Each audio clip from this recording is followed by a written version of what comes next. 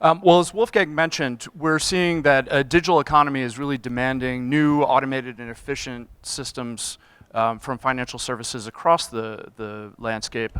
But in the payments area, this is particularly acute. And over the last decade, new technology is testing a lot of the assumptions that we've had about the stores of value, units of exchange, the functionality that's possible, and who performs what roles in the systems. So we saw in the early days, Bitcoin proved that decentralized P2P systems could really challenge a lot of our assumptions. Last year with Facebook's Libra proposal, we saw a really renewed focus on this sector because of this catalyst for attention and change. And it's really accelerated a lot of the work that had already been underway in the commercial and central banks of the world.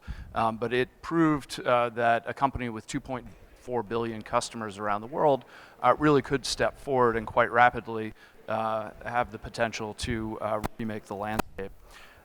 This year we've seen announcements and a lot of expectation that the People's Bank of China will be one of the first major central banks of the world to come forward.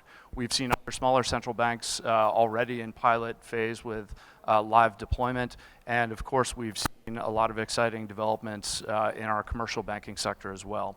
So to better understand this landscape, I wanted our panelists to first start off with what they saw as the drivers behind this movement. You know, what are the drivers and the new technologies that we see?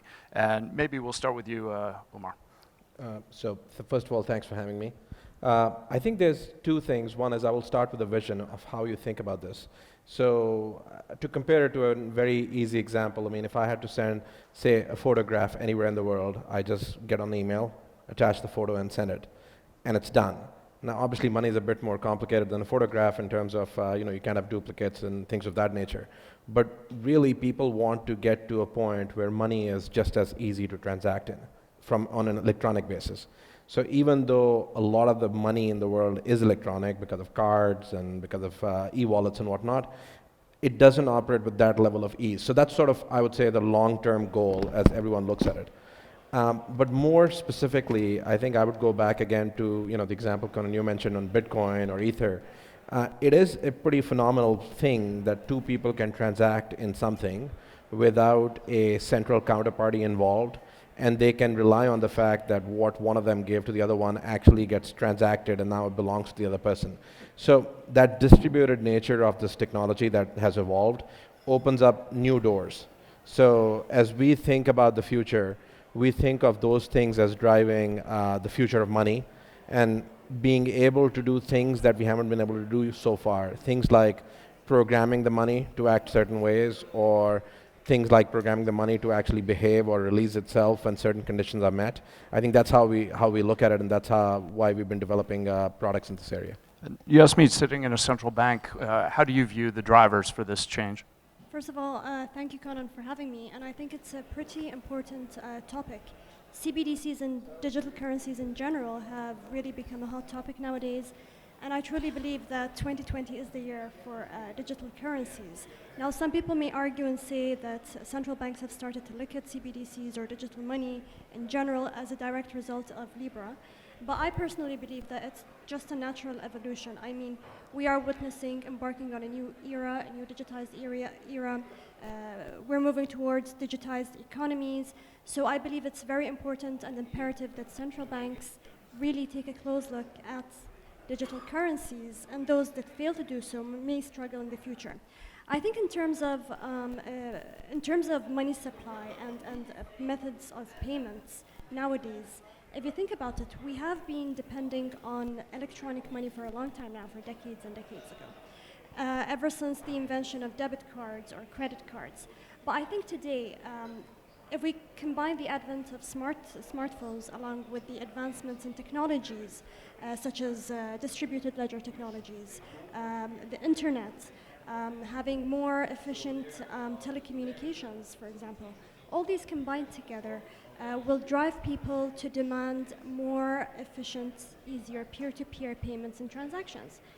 And I think digital currencies really are promising to provide just that.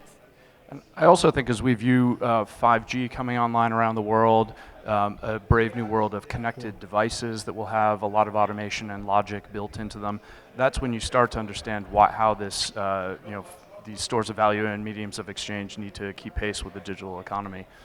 Exactly. If I just may add to that, I mean, digital currencies in general hold a lot of promises in terms of whether it's for local, domestic, peer-to-peer transactions, making them more efficient, especially in developing countries where their local RTGS systems are not very efficient, for example. They hold a lot of promises in providing more efficient cross-border transactions, bypassing the traditional interbank correspondent banking systems today. They hold a lot of promises in terms of financial inclusion, for example. More promises in terms of traceability for the regulators.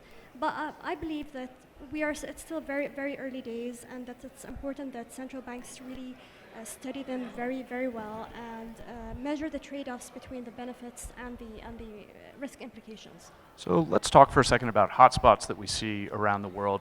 Benoit Cœuré is moving from France to the BIS, where he'll head up their new innovation hubs around the world. We see, as I mentioned, China's made some announcements, Banque de France, ECB, maybe a little bit of flavor of where you see some of the leading developments around the world.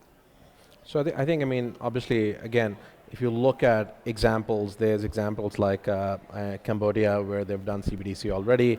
You have China, which has announced something. You have the e-Krona project, which has just been announced, or publicly it's been out there, but maybe became a little bit more specific in terms of timelines. So there's various parties that are doing it at what I would call a governmental level. I mean, BIS has been now, I think, quite active recently in this topic, put out a couple of very insightful white papers as well, where it's pretty clear they're thinking about this in some depth. And I can tell you that the rest of the central banks, at least the ones I've interacted with or my team has interacted with, everyone's studying it at some level, some very deeply, some less so, but everyone wants to know enough about the technology to not be blindsided by something. But they're also, obviously, central banks' responsibility is also things like monetary policy and the health of the system. So they are approaching it from a different point of view than, say, a private enterprise that's trying to build the same thing, or a non-banking player who's doing it. So a lot of work is going on in that sector. But I think then, even in the commercial sector, whether that's from the technology side or even from the commercial banking side, there's lots of activity, including ourselves, and people who are trying to push this thing forward right now. Yeah, according to a report issued by the BIS back in January, around 80% of central banks around the world today are embarking on some sorts of pilots for testing out use cases for digital currencies. I think there's a very thin line here as to the use cases and motives for testing out digital currencies based on how developed the economy is. For example, emerging countries, Omar mentioned the example of Cambodia.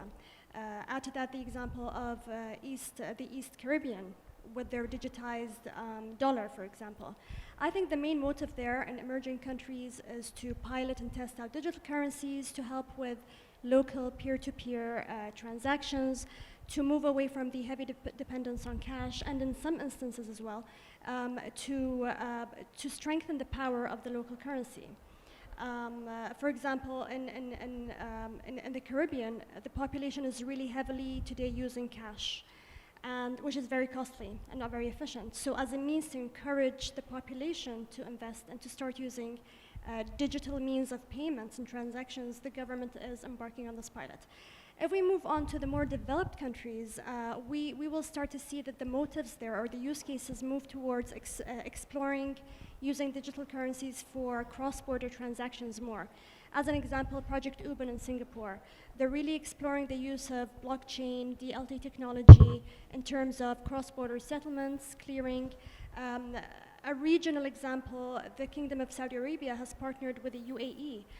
They've created a digital currency to test cross-border payments and transactions in that sense. In general, I think there are a lot of use cases out there, and I think that central banks are really starting to look at digital currencies very closely. And I think that the BIS survey that you mentioned, they've done this annually now for a couple of years, and it looks like central banks that serve approximately 20% of the Earth's population describe themselves in advanced planning and testing for central bank digital currencies. So with that, I wanted to pivot a little bit to what your organizations are doing yourselves. And maybe, Yasmin, we could start with what is the Bank of Bahrain doing? So at the Central Bank of Bahrain, we are embarking on a pilot to test out an electronic currency of our legal tender, the e-dinar. It's still very early stages.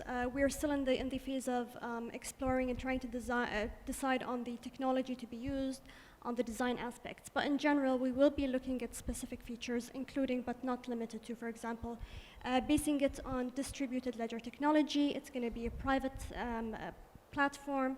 We're going to have multiple authentication nodes.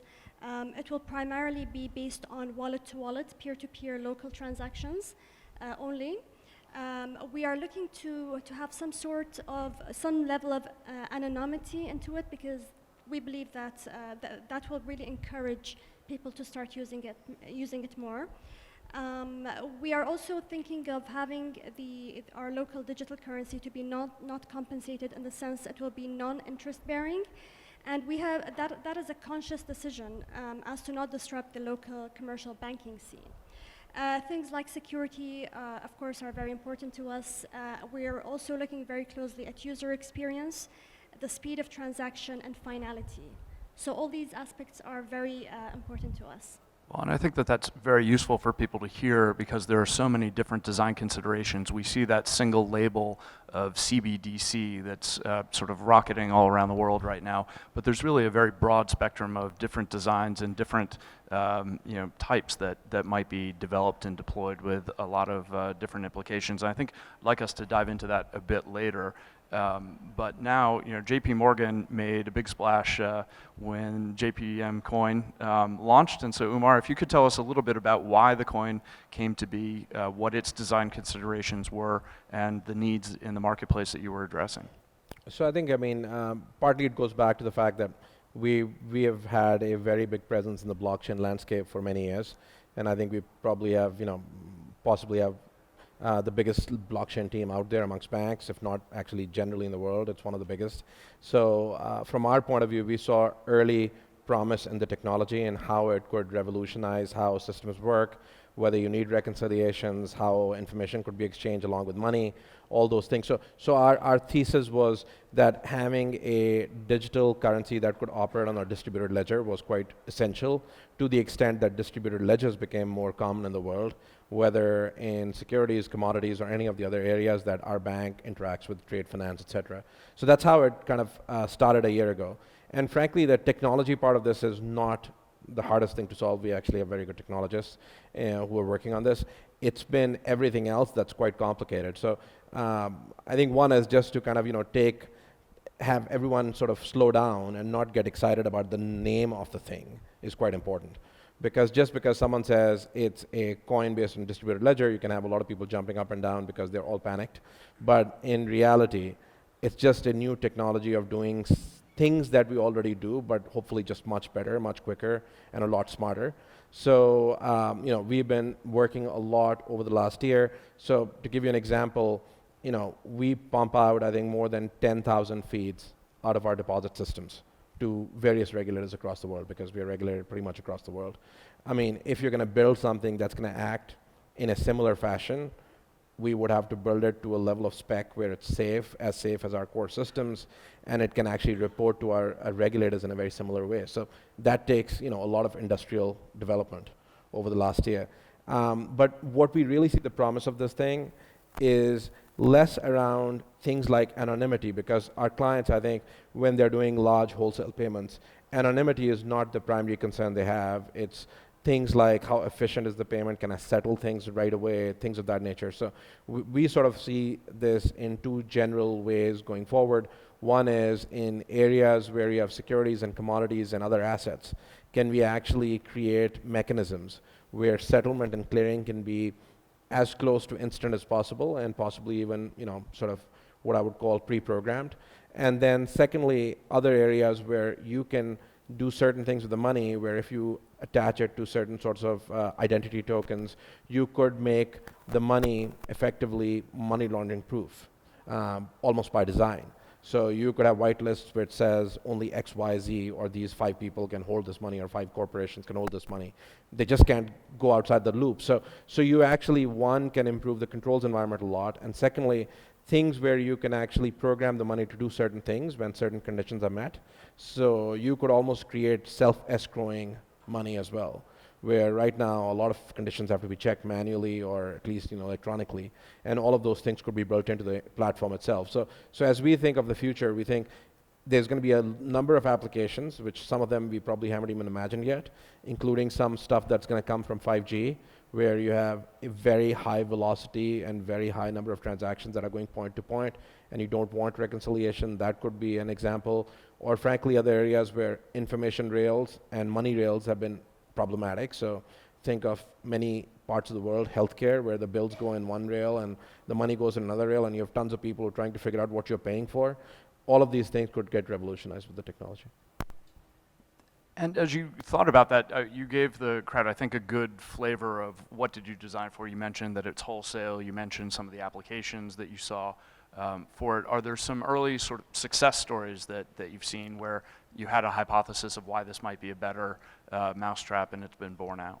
So I think we are still basically in testing, primarily because the product is still early in the life cycle, but there's been areas where it's really borne out.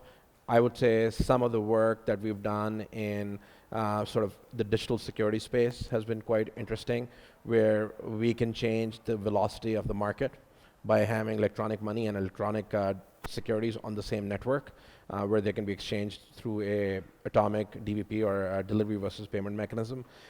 We've also seen some early success in building clearing networks based on a digital currency. So the work we've been involved in, and Yasmin mentioned with Project Ubin with the Monetary Authority of Singapore, where the work is based on the JPM coin construct, where you can essentially right now within the border of Singapore, but go beyond that, within the borders of Singapore, you can actually clear US dollars 24/7, 365 using a coin construct amongst wholesale players.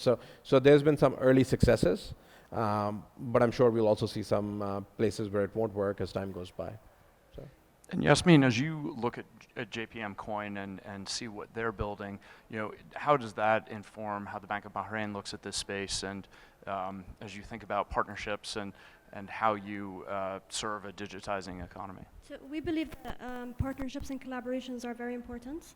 Digitization is really has a ripple effect. We're going to start operating cross borders, so I think that it's very important that central banks come together and partner with the private sector as well. For instance, when it comes to the JPM coin, that is something that we're really interested to partnering with JP Morgan on testing out. We're also a member of the Global Financial Innovation Network, and that's a network that brings together policymakers from all around the world to discuss issues like this, like how digitization, how digital currencies and other fintech-related issues might impact our economies going forward, and to work on some challenge questions together. In terms of technology, I just wanted to comment that's a very important aspect as to when it comes to designing the CBDC, and something that central banks really have to think very carefully about. And maybe we can speak a little bit more about the design implications later on. But in general, we at the Central Bank of Bahrain, we have decided to partner with the World Economic Forum, and we have been onboarded onto their CBDC policymaker toolkit. And it's a high-level guidance that has been put in place for regulators like us to help us make more informed decisions when it comes to designing our CBDCs in terms of technology, in terms of the different design aspects of it. Maybe, why don't we just go there now? Umar, if you could maybe walk folks through some of the different design considerations that the central bank might be looking at: wholesale, retail, token-based, account-based, and give a little flavor of that broad spectrum that's being sort of branded under a single term. Yeah, obviously, when we look at the CBDC projects from outside in as a large, commercial bank, and I think when we look at it, there's a lot of questions that come up. First of all, and some of those questions are equally applicable to our product. One is, to what extent are there real now applications? To what extent will there be applications in the future? And to what extent any of these projects are driven by what is, called FOMO, which is fear of missing out. And sort of, are you just doing it because, well, I don't do it, someone else will do it? So there's those factors, but I think the design considerations are very real and can have significant impact. So, for instance, are you going to distribute it directly? If it's a CBDC, is it directly distributed or is it indirectly distributed? Because if you directly distribute a CBDC to, say, corporates or consumers, you are effectively getting into banking directly. So central banks, most of them, or most significant central banks in the world, have avoided becoming thin banks over time, primarily because that has implications for what would happen in a crunch in a credit cycle. What could that mean for liquidity in banks, commercial banks, etc. But you might go there, if you're not careful, you might go there through technology. And I think that's, by the way, what most of the central banks are studying as they go through. That's why no one has really jumped in all into this thing. I think that's one consideration. Wholesale versus retail is another one, because there's significant differences in what the disruption might be in the current mechanisms, and also how people would perceive it and how they would spend it, etc. And there's attractiveness, by the way, in both. There's positives and negatives. I think a third one, frankly, which from my point of view is very important, is what is the technology rails? So let's say a central bank was to say, I'm going to issue it on XYZ technology. Either you're picking a winner and making someone very happy, or you are dictating what everyone has to operate on. So technology becomes another important challenge, where you want a CBDC to be quite interoperable across various platforms, not linked to one. And I think that's why some of the central banks have been quite careful in how they study this. So a lot of these things will come into play and will have significant implications for how something grows up. And I think as some of the public projects continue to roll out, I mean, whether it's Cambodia, which is already live, or whatever happens in China in terms of they haven't really released design specs, or e-krona, I think they will probably show some stumbling blocks that others could avoid as time goes by. In terms of the design, I really think, as Omar mentioned, it really boils down to the use case that these central banks are looking to solve with these digital currencies, in terms of, is it wholesale payments, is it local peer-to-peer payments? So it really depends. And I think what works for one central bank might not necessarily work for another central bank. So it's really a learning process, I think, and we're in very early days at the moment. Each technology will come with benefits as well as different risk implications. For example, when it comes to account-based CBDCs, are central banks really ready to maintain accounts for a number of different users and to really serve these users in terms of providing customer service, regulatory onboarding, KYC, that sort of thing?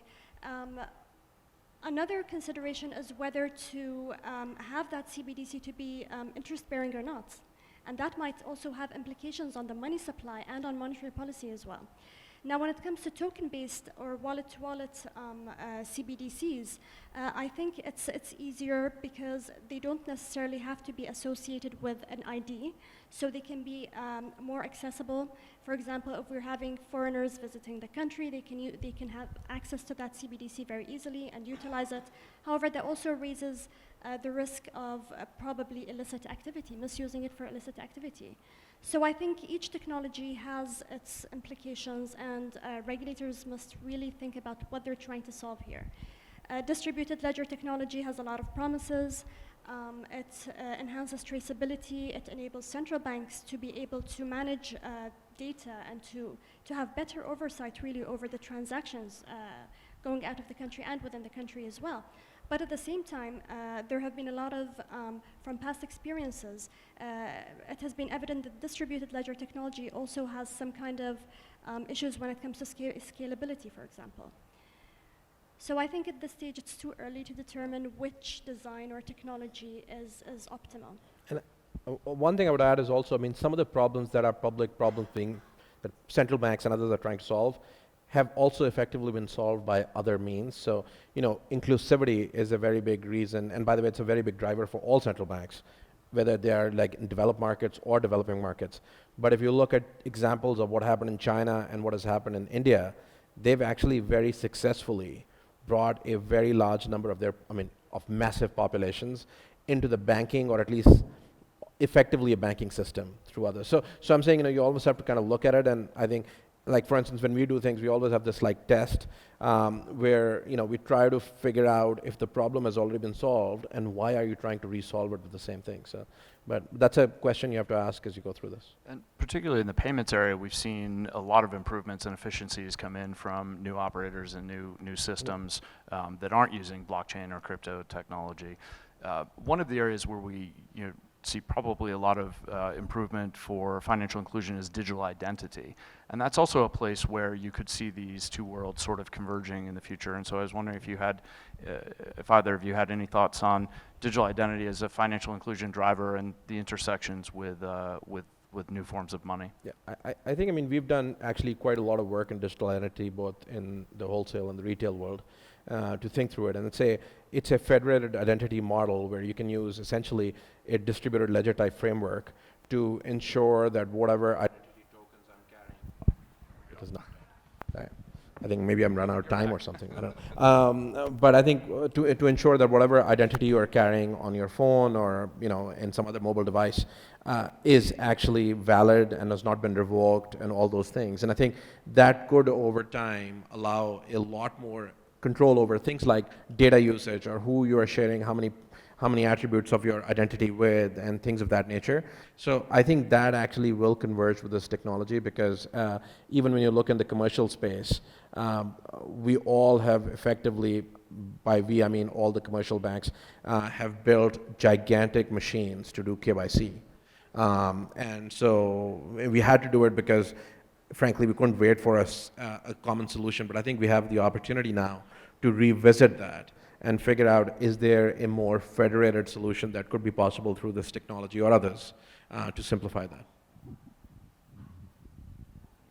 Yeah, I agree with everything that Omar said. I believe that digital identities or IDs will play a big role in digitized economies going forward. For example, in Bahrain, we are working on a national eKYC project, and through that we do aspire to develop that into having digital IDs. Intersecting. One other question as we wrap up here.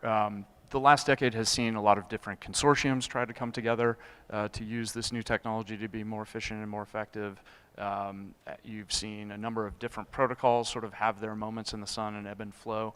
And I think as we were chatting, you mentioned that one of the great challenges of launching JPM Coin is actually the network that you're building and all of the different entities involved. So I'd love both of you to talk a little bit about partnerships and the networks that are necessary as you move to this new technology.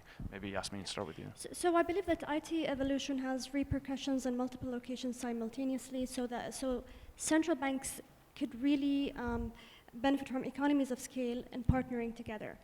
Amongst themselves and with the private sector as well. For example, the EU, they've created a working group to create a pilot on coming up with a digital euro, for example. The Bank of England is also doing something similar. So I think partnerships and collaborations are very essential at this stage. Is it working again? Yep, okay. Back. We're back. So I think I would say one thing. We obviously would like having consortia and all those things. I think there's two questions there. One is, are there competing protocols? And absolutely yes, there are. And I think, unfortunately, what is happening is, as this is evolving somewhat organically across different technology companies who all have a pretty big war chest because there was quite a bit of excitement about the technology and the funding came in, the convergence is not happening fast enough. And I think, hopefully, as Yasmin said, the central parties can hopefully kind of nudge people in that direction. The other one is just consortia in general, and I will tell you, if you put more than 2 or 3 banks in a room, the chances of something happening go down dramatically. Just because all the legal departments get involved, and I think it's like some kind of squared or cubed law in terms of how conservative they all get together versus individually. So I think it just slows things down. So I think in any consortia, it is important to figure out who's going to lead it or which one or two will lead it, and they should have more design say, and that makes it much more efficient and hopefully gets to conclusion.